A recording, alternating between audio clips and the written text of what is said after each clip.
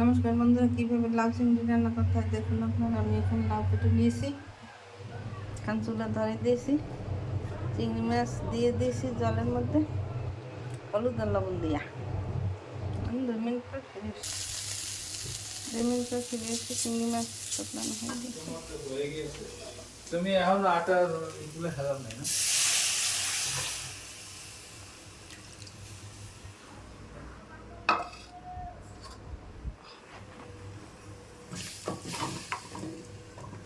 দেরি কি দুধ হয়? হ্যাঁ, ভিডিও করে রাখলে এমনি দেরি হয়, সেজন্য মোবাইলে জিনিস চাই।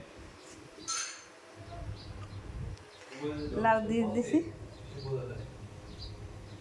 এখন হলুদ দিয়ে 1 চামচ,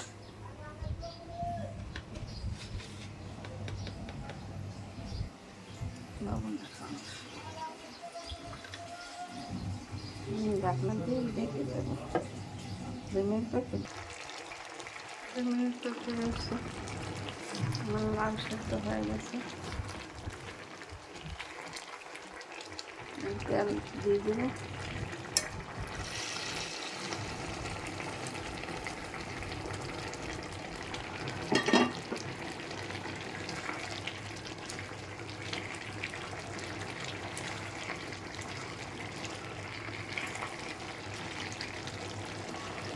এইভাবে আপনারা ঘরে তৈরি করেন, লাউ চিংড়ি খেয়ে দেখবেন, খেতে অনেক সুস্বাদু লাগবে।